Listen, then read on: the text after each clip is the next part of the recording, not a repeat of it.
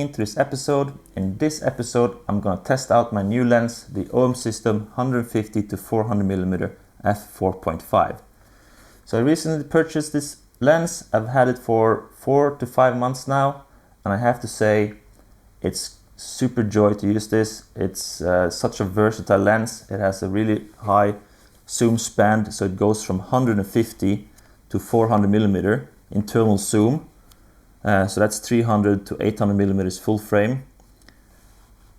It's a fixed aperture, 4.5, so it's a 4.55 throughout the whole range. But on top of it, it also has a built-in 1.25 teleconverter. So when I'm at 400 f4.5, I engage the teleconverter with a simple switch or a simple flick of this switch, like this, on, off. Nothing else needs to be done in the camera, just easily flip this one and the teleconverter is engaged. So then I go from 400 to 500mm f5.6. Otherwise, it's a lighter lens than expected. I've been using the Canon 400mm prime f2.8 for a while, and I would say that this lens is half the size of that one. This one I think this weighs just underneath 2 kilos, 2000 grams, and the RF lens was weighing just underneath 3 kilos. So I think it's 1 kilo difference, half the size. I'll leave the exact numbers on the screen somewhere. But on top of this, with the 1.25 teleconverter engaged, I can also attach the 1.4 teleconverter and the 2x teleconverter. So with the 500 f5.6, I can go up to 700 f6.3 with the 1.4, and with the 2.0 I can go up to 1000mm f11, which is quite an insane reach. So that's 2000mm in full frame. That's definitely going to be interesting to test out, just by finding the bird in the frame and also keeping the bird in the frame. But at f11 as well, I need to have a lot of good light to operate at that f value. Otherwise, I have to compensate with either a lower shutter speed or a higher ISO, or even both. But I'm going to bring all of this out in the fields. I'm going to test it out on my OM1. So my plan is to go to one of my favorite rivers here in Norway, find a dipper, photograph, and do some videos of the dipper. So I'm going to test it out with just using the zoom 150 to 400, but I'm also going to test it out with the built-in teleconverter, and hopefully test it out with the 1.4 and the 2x teleconverter as well. But before we go out into the fields, I'm going to show you a couple of pictures that I've already taken with this lens. So I hope you stay tuned and enjoy this review.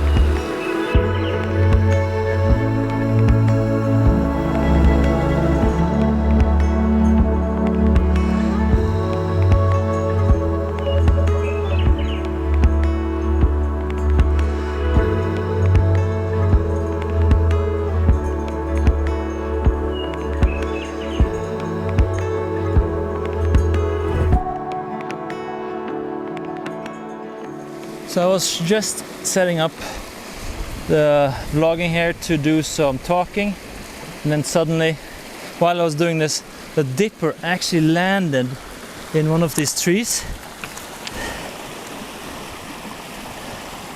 So that's that tree here on the branch.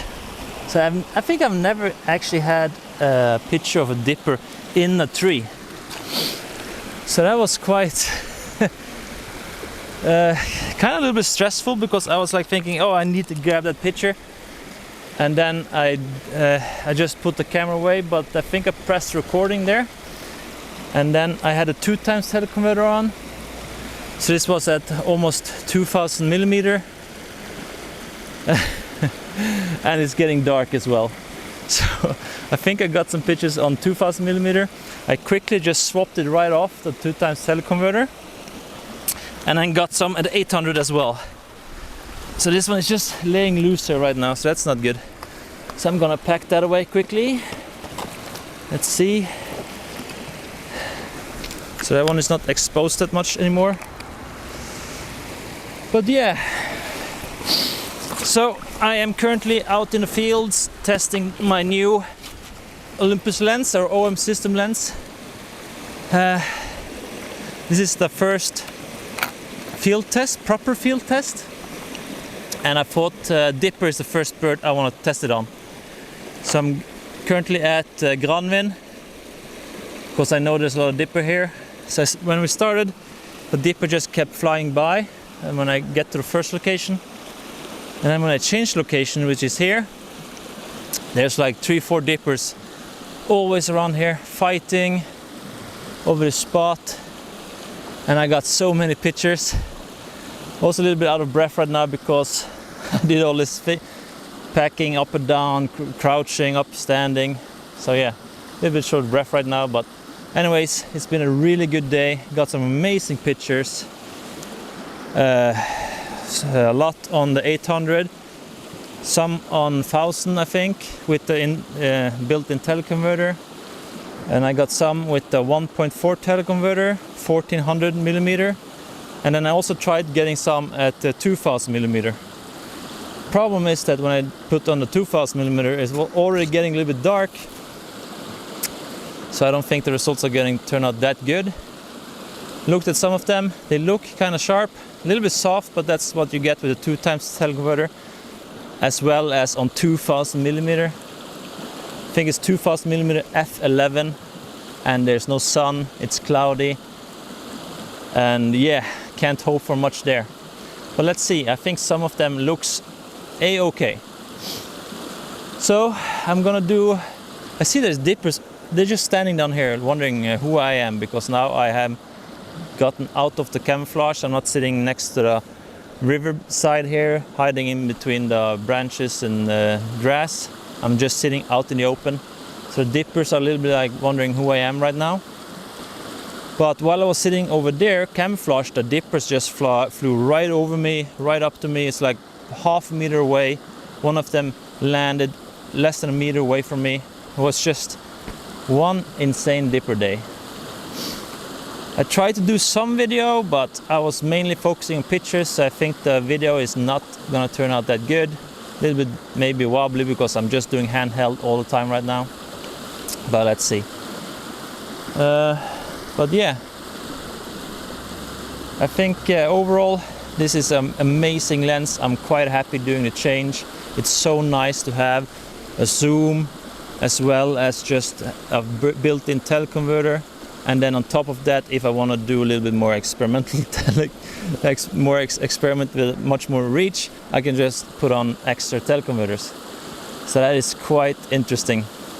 I think the 2x I'm gonna try again another day where there's more sunlight, where I can bump up the shutter speed, because right now I think I was around 1/30th to 1/60th of a shutter speed, which is really low. Works on a dipper because the dipper stands still a lot of the time. But other birds, I don't think it's going to work that well. So yeah, there was also a lot of other birds here as well, coming up and down the river, which I got some pictures of. I'll just leave the name of the birds in the corner, so you see what birds it is. But none of them almost saw me when I was sitting in there behind here with the grass on the edge of the river. So that was quite exciting. But yeah, I think I'm gonna show you some results from this field test, and then we'll just head back to the studio or back to my apartment. All right, enjoy.